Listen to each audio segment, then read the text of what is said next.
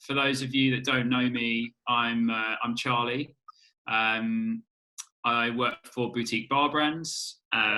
We are the importers and distributors of Manly Spirits in the UK. So our job is to look after everything around the brand, do the marketing, do the sales, all the distribution. And so we're really excited to have you guys all joining us tonight. Thank you for being flexible on timings, and for everyone for all their kind words and everything which has been posted on social media already. It's been really amazing to see what everyone is doing and taking photos. It's brilliant. So thank you so much already for everything that's happened, and we're really excited to be sharing tonight with you. We've got some really special guests who I'm going to introduce in a minute.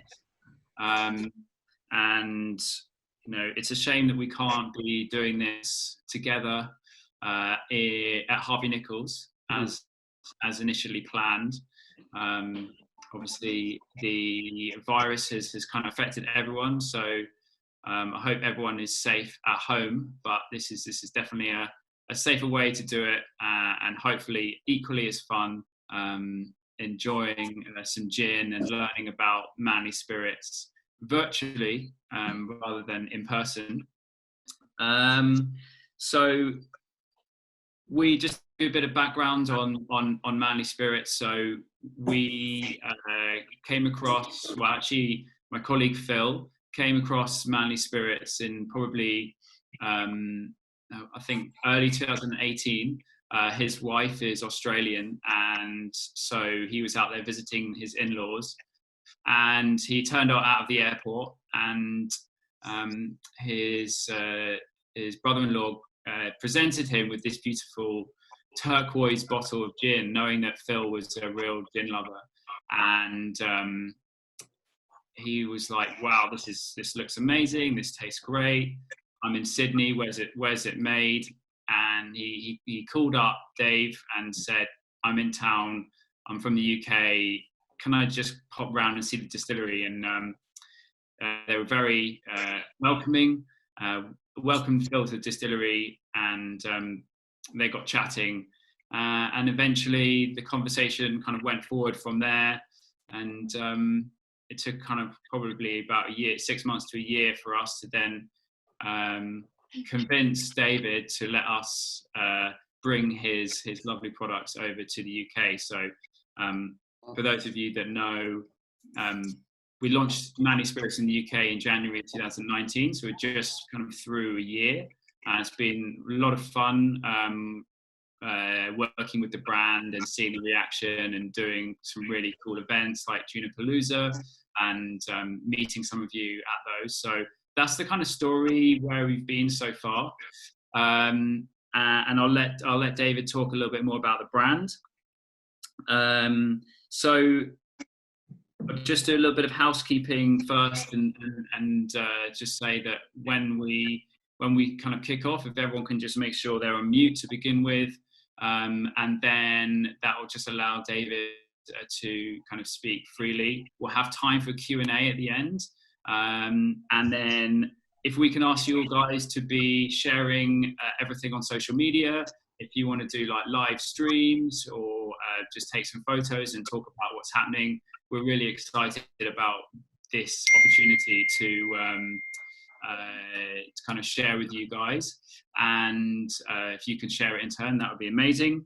The live stream is something that we are not only just kind of going to try for tonight, but also our idea is that if it works, and with your guys' feedback, if you think it's a good thing, then we will hopefully start doing these regularly with different gin brands.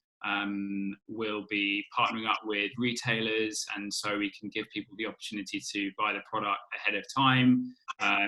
Gives people a virtual platform to learn more about their favorite products, maybe even discover some new ones. Gives brands a kind of mouthpiece to talk directly to people in quite a personal way, I feel, rather than maybe just grabbing a few minutes here and there at a festival or a tasting.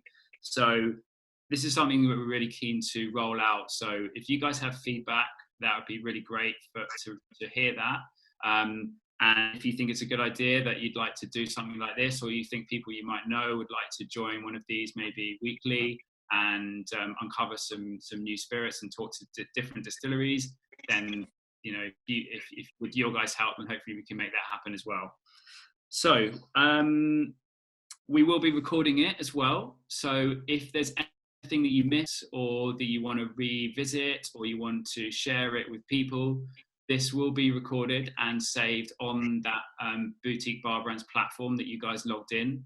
So yeah, that will all be available. So if you wanted to, if you're worried about notes or anything, it's all going to be there.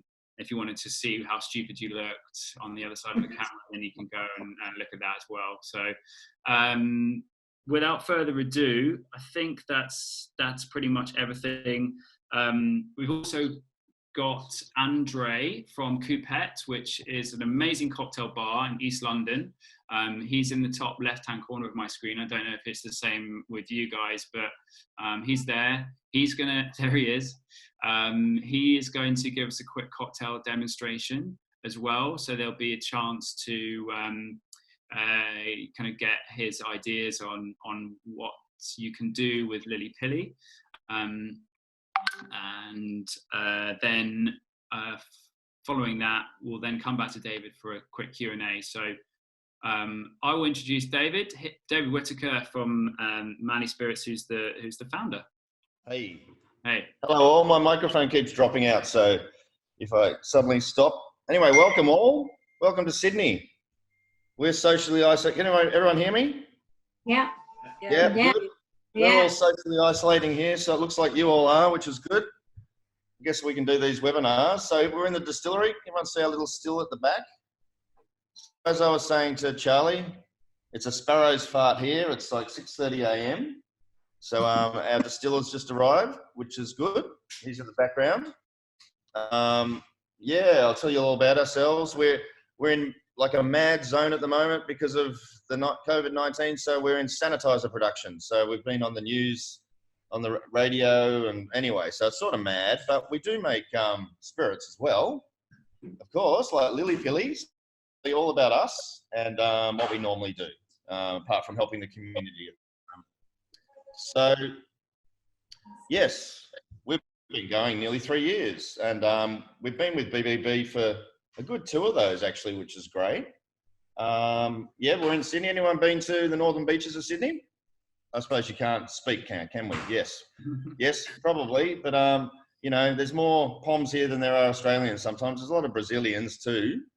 We've got 4 of them working for us, but yes, of course, Australians love Brits and vice versa. So I think there's a great connection between, Manly Spirits and the UK, actually. Both my parents are British. So, I spent a lot of time there. So it's a real pleasure to be, launched in the UK. And we'll tell you all about us and our pink gin, our Lilly Pilly, a little bit later. So a bit of a background story of us. Right, I'm an engineer, would you believe? My wife and business partner, Vanessa, who's asleep at the moment because she didn't go to bed till 3 a.m. and it's only 6:30 a.m. here now, so I didn't get her up. We decided to do this sort of following on. We got the idea about nearly 5 years ago, seeing what was going on in the UK, Sip Smith, and, you guys are ahead of us. So we sort of saw that happening, and we saw what's happening all over the US as well. And we thought, look, I'm an engineer, she's a designer. Surely we can make good booze. And, it's turned out that way, which is good. I'm a bit tired of these days because we work every hour God sends, but it's incredibly rewarding. Yeah, so here's our distillery, which I may walk around in a second. Just wandering around, we'll have a little look. Yeah, we've got, I'm not sure if you guys hopefully are familiar with some of our products, but we've got Australian dry gin and coastal citrus. So we're all about the coast and the ocean. If you've been, as I said, if you've been to the northern beaches of Sydney, we're a sort of a beach culture, and we've got the ocean at our doorstep, which is lovely. So we incorporate a lot of marine and coastal and native Australian botanicals in our gins. So with Lilly Pilly, will tell you what that means for that gin. We want to make gin. I know that sounds a bit silly, but our gins have got a very strong London dry base, mostly. So we had Tim Stones as our head distiller, who used to work for Beefeater. So he's an Englishman, if you've ever heard of him or met him, and he did a great job. So how would I put it? Sort of like taking the best of British gin, but then putting in this sort of innovative, sort of strange and funky Australian stuff. So I think we've come up with some amazing gins, and we won lots of awards. So double gold at San Francisco. The Lilly Pilly, it just got a gold at the World Gin Awards. That was the first award it went in. So that's fantastic. I wanted to get best in the world, but that's next time. It's a bit hit and miss. Maybe we will. What else can I tell about you? Oh, we will make it a bit of whiskey as well, and we do some liqueurs. So I've got a limoncello and a coffee liqueur, which is a bit of fun. What else can I say about us? Yeah, Charlie, anything else you'd like me to say? Put me on the spot. All right. Maybe. I think maybe why don't you give people a bit of an insight into what Manly's like and how that inspires the distillery, and the botanicals and stuff. Yeah, okay. So if you haven't been to the northern beaches or to Sydney, really to Australia, most of us live on the coastline. We've got a big dry country. Yeah, our house is, we're lucky. Look, we're really lucky. We live 100 meters away from the beach, and if you ever come here, I don't know if people actually work, but maybe some of them do, but everyone surfs in the morning and surfs in the afternoon and has a coffee. We're in a bit of a bubble, actually. Sometimes we don't really know what's going on in the rest of the world in terms of so we try and bottle that feeling. I know that sounds what it's like to live by the coast and the ocean. So the way we do that, apart from me telling you, is a few things. The main one being the botanicals that we incorporate. We'll talk about Lilly Pilly in a bit, but our Australian dry gin, which I could grab a bottle in a second. I will. It's got a seaweed in it. So it's got sea lettuce. So I get that myself from the rocks nearby. We've got some rock cliffs at Curl here. So we forage that ourselves. We forage what we can. We learnt from a great foraging guy who used to be the foraging chef for Noma. If anyone's heard of, Rene Redzepi and the Danish Copenhagen restaurant. His foraging chef, when they did their pop-up in Sydney, Elijah Hollands, is a good friend of ours. So he was really a great inspiration for us, bringing us all this weird and wonderful stuff. And that's what we've incorporated. There's Aussie stuff. So if you've had any other Australian gins, there's a bit of a common theme. There's things like Mount Tasmanian, Mountain Berry. We're going to use the local, right? You could go and get Coupette berries from Africa, like Bombay Sapphire. But why do we want to do that? So we find local, which is what any good gin should do, is use local where you can. So there's a lot of things in Australia that we use. It's a dry country. So the botanicals have very high oil content, and they're quite unusual. Yeah, anything else about us? We've got about 20 people here. We've got all our own sales reps and brand guys. We've just recently put on 4 full-time people, which is pretty exciting. And they go, and we've got them in 3 capital cities now. So over here, our product's much more distributed than there, but it's getting there. Charlie, anything else you'd like me to talk about? I think we probably should taste some gin now, don't you? Oh, really? Yeah. Okay. So has everyone got a bottle? Everyone should have a bottle. Before we start, so that Can everyone hold their bottle up? Otherwise, I'm going to think that Charlie just took them all and drank them all. Everyone hold their bottle to the screen. Just to We'll prove take a it to me. photo. Nice. Let's see. Oh, I see a few bottles. Oh, Meal's online. Hello. Sorry. Yes, I can see him there. I'm just having to flick through to see. Good on you guys. You got your bottle. Excellent. So I should talk about Lilly Pilly Pink Gin. What I'll say first is we didn't come into this to create a sugary, mono, bland, fruity gin that just appeals to the masses. That's not where we came from at all. All right. Yes, it's pink. Okay. Yes, it is. That's pink due to raspberries, and we infuse. I'll tell you in a while, but that's natural color. It does slowly fade with time because it's natural, but that's a small price to pay for it being a lovely, fresh and natural color. So it's got almost the same London dry base as our Australian dry gin, our double gold, and the one is our most popular and has won lots of awards. So it's got the same base, but then we start to get interesting. Right. So botanicals, without boring you, it's called Lilly Pilly Pink Gin. Lilly Pilly. There's a family of trees called ryeberry. There's about 85 species over here. So one of the subspecies is called Lilly Pilly. So Lilly Pilly, on the bottle, there's these sort of depictions of little pink berries. Well, these Lilly Pilly grows in people's back gardens. It's a hedging plant, so it's all over the east coast of Australia. Let me call it like sort of the hero, if that's a word that makes sense. And a gin should be balanced, but it's a bit of a hero botanical in this gin. It gives the gin, if you haven't tasted it already, we will in a second. Actually, everyone want to grab it? Have you got a glass to drink it straight, guys? So put a good quantity, whatever you want. You're late at night, aren't you? You can drink what you like, guys. I got to work all day. So, get yourself some gin. Put it in your glass. But anyway, don't taste it yet, but it gives a nice dry finish to it. All right. The other thing that's unusual about this gin, it's got edible flowers.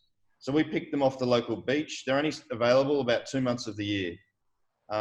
There's a thing, I don't know if you have it over there, nasturtium.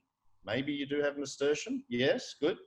It's peppery. If anyone's put it in a salad or something like that, it's got those yellow and orange flowers. So we just use the petals, just the petals. If you're a bit geeky on gin, then we vapor infuse the edible flowers, if you know what I'm talking about. We put those in a basket and we vapor infuse these because they're delicate. All the other ones are macerated, normal London dry method. And what else have we got? Oh, we've got a thing called sea fig. It's beautiful. Unfortunately, I can't bring some up at the moment, but it grows all over the beaches. It's a succulent. In the social media, you'll see it pretty prominent. It's a purple flower, about that big. It's a little succulent. What else have we got? A rosella flower. So we use just the flower petals for that bit. So it gives us just this lovely sort of bright floral sort of element to it is what they give.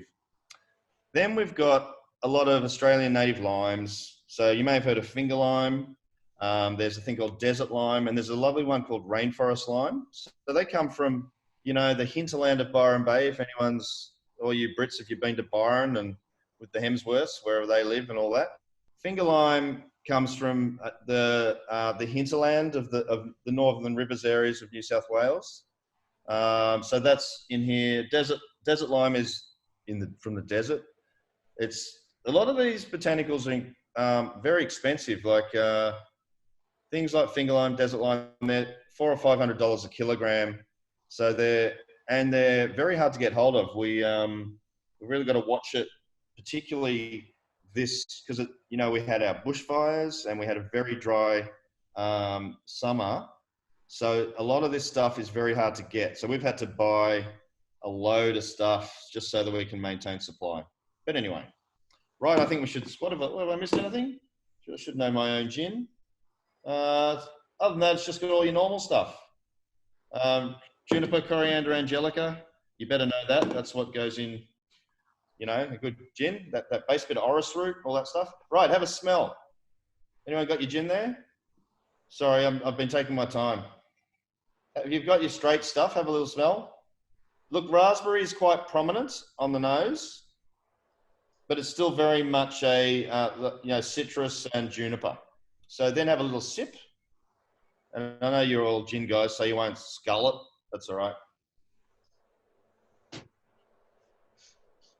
So you get the raspberry sort of hits, and then, you know, you get your normal London dry thing. And then the drying finish is things like, is the thing called Lilly Pilly. So there's no sugar and there's no color. So it's still very much a gin, if that makes sense.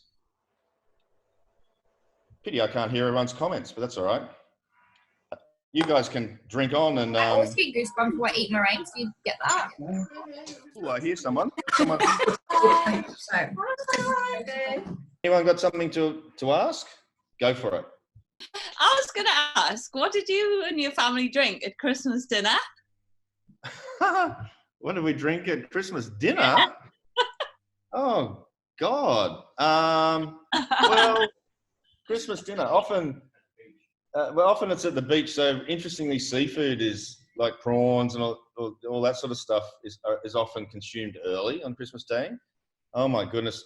The answer to that question, yes, you hear me? Yes, is everything. Yeah. Everything. You know, might have some champagne, you know, you have some wine, might have make some gin and tonics for sure.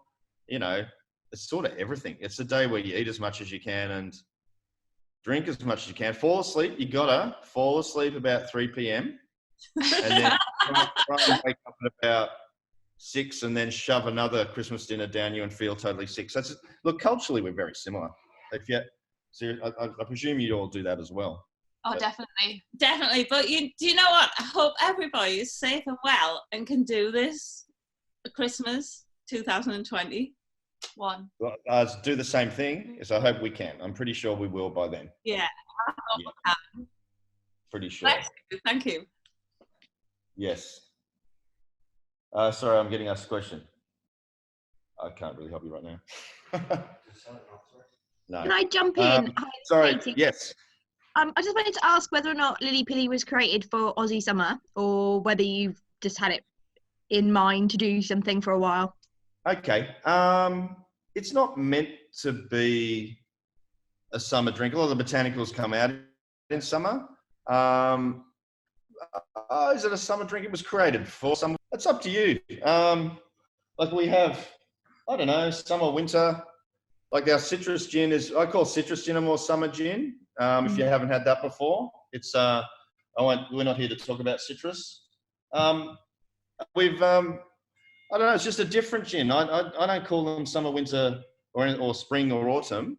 Just it's a fruity, you know, it's a lighter style flavor profile. So it makes beautiful gin bowls, and I'm sure Andrei later, you know, we'll talk about how we use it. Yeah. Any other questions?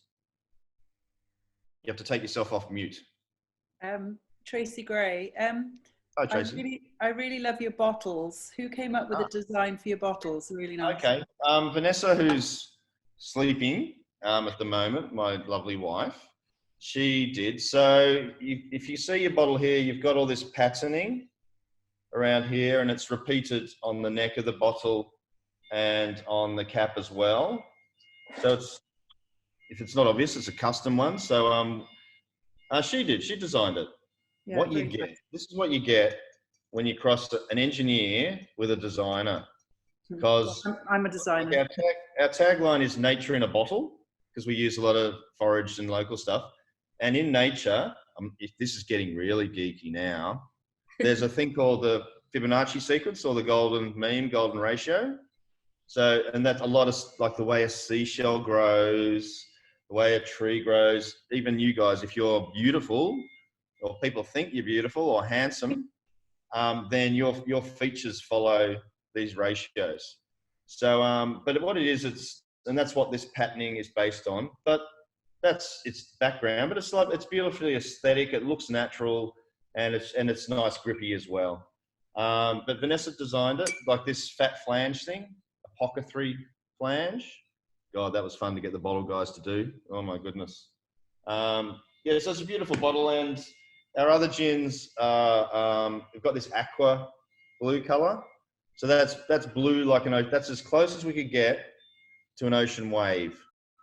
So this is obviously the pink gin. We didn't want to have a green bottle because it's pink, so we gave you the clear version with the pink gin. Cool. Any other questions? I've got a friend in Brisbane who was kindly sent me my very first bottle of Manly Spirits all the way from abroad to Liverpool. And she came just recently and she said to me that there's so many other gins and offerings that your business supplies. I'm wondering how long it's going to be before we see more of those over in the UK. Well, talk to Charlie. They're there, right? Aren't they, Charlie? We've got, I think, pretty much them all. They're accessible, sort of 31 Dover Master Malt Gin Foundry. Okay. But, you know, BBB, Charlie could talk about it in a while. Any comments on that, Charlie? We've got pretty good online availability of all the range, I would say. So we started off with the 3 gins, the Coastal, Aussie Dry, the Barrel Aged, and then last summer we introduced the Limoncello and the Coffee Liqueur. We've also got the Botanical Vodkas, although those are probably less like widely distributed just because they're slightly more niche products, but they're really lovely. So they're like gins but without the juniper, so they are in the UK, but just you won't find them everywhere. And then now we've got the Lilly Pilly, so we do have some distribution up in the north. Like we ourselves are based down south in London, so we do have more availability down south, but you should be able to find it around the UK. And if it's not in your local shop or the place where you usually go to pick up your kind of craft gins, then you should definitely be going and then asking for it and telling them how amazing it is. And I'm sure they can get it in for you. But if you're having trouble, drop me an email and I can give you some places of where it's available from. No problem. One more question, and then over to Andrei to do a little cocktail demo.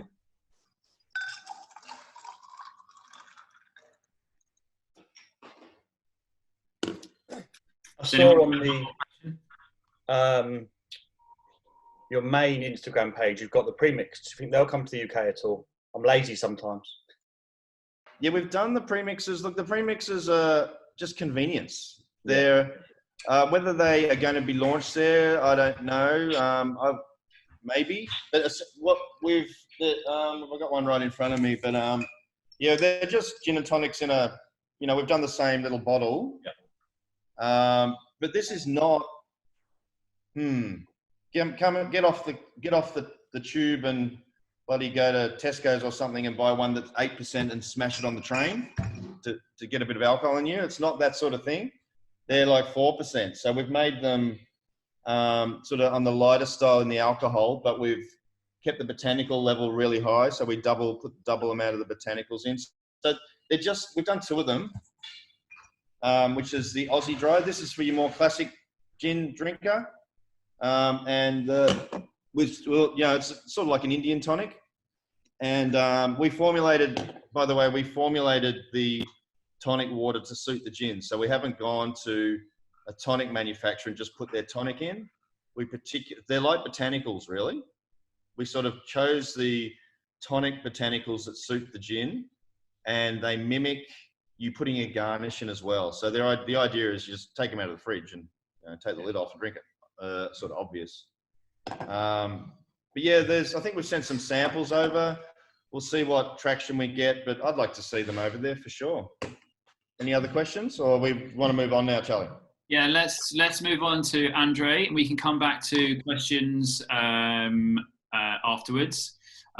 So again, thanks David for that. I hope everyone's now got a nice full gin and tonic to enjoy whilst we get a little masterclass from Andrei at Coupette. Over to you. Hey guys, I hope you all hear me very well, or at least well. I'm Andrei again. I'm the bar manager here at Coupette in London, and it's a pleasure for me to be here today. I accepted the opportunity of making some drinks, especially because we've been closed for like a week and a half now, and we kind of really miss the vibe and making drinks especially. Today I'm gonna make a twist on a London calling. It's a classic drink made here in London. First been made in 2002 in Milk and Honey. If you guys ever been to Milk and Honey, it's a beautiful bar. It's a very iconic bar for us bartenders, and it's kind of the place where all this craze of cocktails started a while ago. So I'm gonna be making a drink and talk a bit through what am I using and why. One of the first ingredients is lemon juice. Well, squeeze lemon juice fresh and use it fresh. Within 24 hours is the best way to use the fresh juice.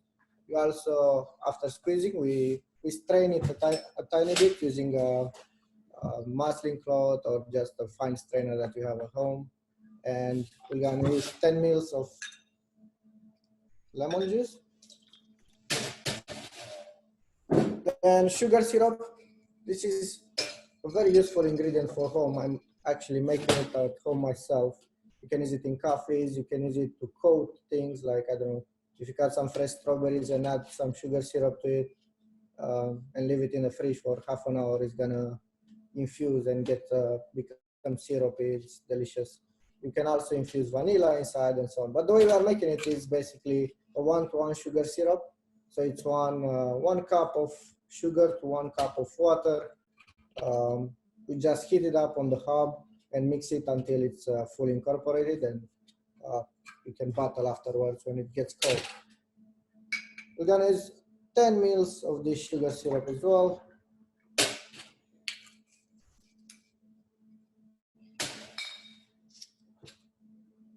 Third ingredient is something that here in UK is very popular since many years now. I've been watching The Crown, and I know the Queen is a big fan of sherry. So if you guys want to use or have it in house, it's definitely a must-have for me. I'm gonna use Palomino Fino Sherry, which is more like a dry version of sherry, and keeps all these wine notes out and boosts out as much of the dryness and freshness as possible. Makes it a tiny bit crisp as well. We use 20 ml of Fino for this drink.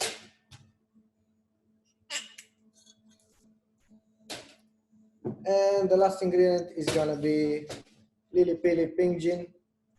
I've tried it a while ago when me and Charlie started speaking about working with it and about the launch and so on. And I have to tell it's the best pink gin I've tried so far.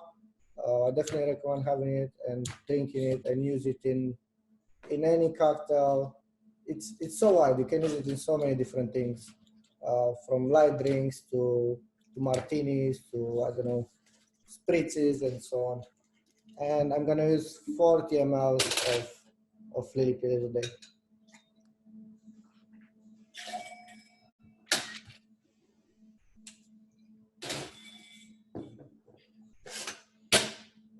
That was everything so far. We're just gonna need to shake it now. Guys, this is a French shaker. You don't need to have one of those. You can use any shaker. And then any type of cubed ice, but don't use crushed. That's gonna make it not as good.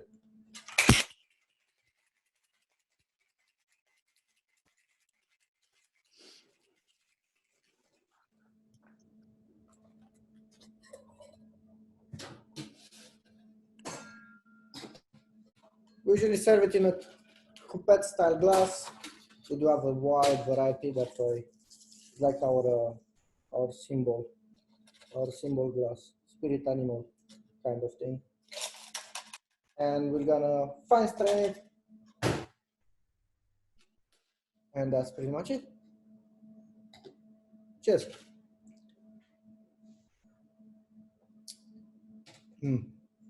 That's very nice. Another thing that you can do with Lilly Pilly, and I don't know if you know how cocktails work, but they're basically, we have DNAs or bases that we can always twist and change into different things. For example, if you take the Fino Sherry out and replace it with triple sec or Cointreau or any orange liqueur and add a bit of egg white to it, we can turn it into a white lady. If we just take the sherry out and we shake it and we just top it up with champagne, you can turn it into a French 75. Also take the sherry out and just add pure egg white, and it can be a gin sour. So you can always play with it and turn it into different things and delicious drink. Thank you so much for having me again. Give us a follow on Coupette's Instagram or on my own, and come by whenever we're back open. Thanks, Andrei. That's really cool. And I saw in the chats that everyone was looking for alternatives if they didn't have any sherry. So I wrote down a couple of those ideas. That's really helpful. Thank you. Just one final question. So what was it about the Lilly Pilly which you thought worked well in the London Calling cocktail? The botanicals and the fact that it doesn't have any sugar gives us the opportunity to balance it really well. Also, it's a very fresh and very crisp, which works really well with the sherry. I do believe that Lilly Pilly and pretty much any vermouth or fortified wine are going to make a really interesting base. And this it can turn in delicious cocktails at home or in a bar. Amazing. Thank you. And do you have any questions for David whilst you're on screen? I didn't plan that, but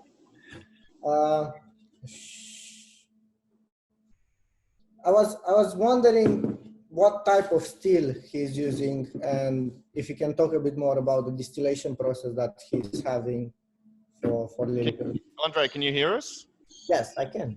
Okay. By the way, here's Tiago, our lead distiller, and where's Reg, our production manager, head distiller. So here we are. In the morning, we've even got obligatory masks to stop the public coming in, so we don't. There we are. It's the truck drivers you got to watch, by the way.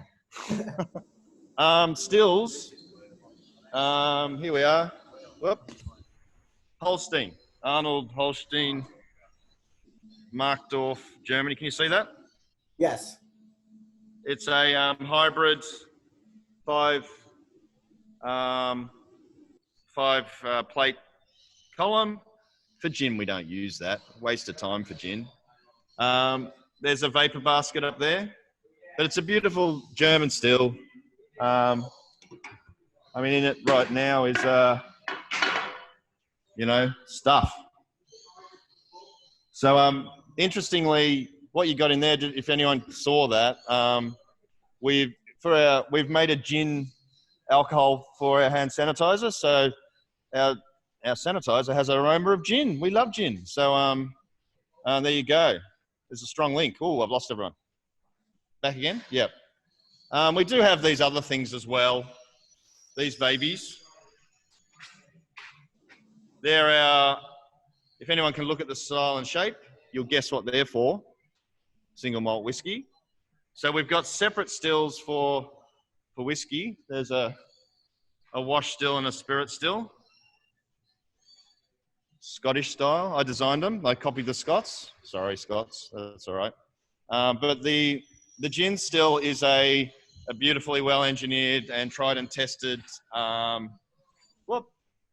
Holstein. If you can see that. How many stills do you have in total? We've got 4. We've got this little baby as well. This is the cutie. Whoa, whoa, whoa, whoa. that it? Oops. Can I borrow that for like a month? Yeah, and if you notice, this one's all bright and shiny because we've learned how to lacquer them. So this is our test still where we've buffed it all back. Takes about...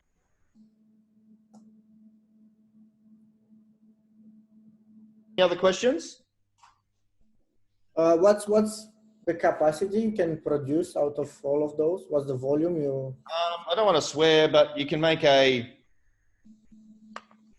F-load of gin. Yes, a lot. In fact, I'm not sure. Have we got anyone from Craft Gin Club on the line? I'm not sure. Clementine. Anyway, yeah, I'm here for Craft Gin Club. If anything's popped up, you are. Oh yes. Anyway, so last August, we were lucky enough to be Craft Gin Club's August, wasn't it? Am I forgetting? I think it was August. Gin of the month. So 34,000 bottles we made in 1 month.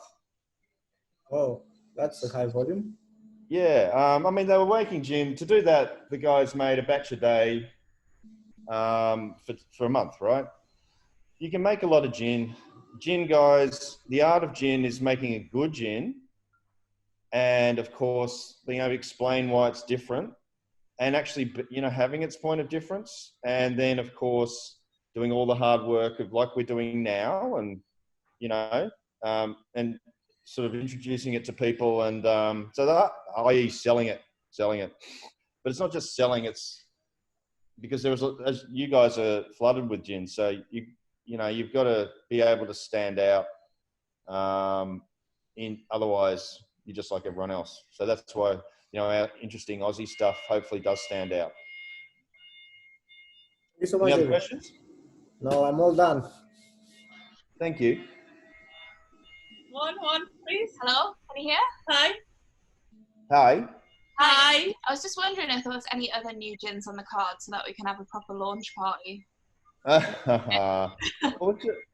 Maybe, well, there will be over time, but I guess what we don't want to do is just keep making more gins all the time, if that makes sense. We've got...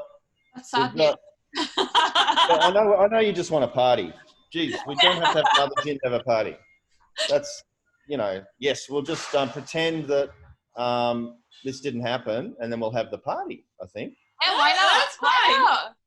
And we can bring all our gins to the party so that, you know, someone can making a martini and someone can do a Collins and, you know, some, you know, gin bowls. And so, you know, we can even use them all. So we'll just have a manly spirits party. We loved those cocktails that the guy was making. We'll definitely organise a manly spirits party when everyone can get back up and meet. All right, I'm up. So Brilliant. We'll have a reunion. We need it. Yes. Do you know what? That's a great look forward. Definitely. Yeah. Great look forward. Yeah. Diary is extremely empty. Yeah. Here, the latest is now no more than 2 people can gather in public. That's our latest. Us too. It was 100, then it was 10, now it's 2. So it's like you guys, all our bars are closed down. So the serious thing is the effect on the economy, which you guys are getting. So like casual staff of all, you know, the queues in front of the Dole office or Centrelink, whatever you call it, unemployment, the day after they closed the bars, it must have been the same with you, but they're around the block. So we're really happy that we're doing this other stuff right now. So we're keeping all our casual staff employed, all our bar people. I'll just shut this. Hold on. All our bar people, you know, we haven't had to stand anyone down, which is really cool. So show us the bar, Dave. Show us the bar in the distillery. The bar. Sorry, it's a bit of a mess because we're in sanitizer mode. Where am I? So here's our little bar. This is Juno. Juno, our recycling fish. Whoops.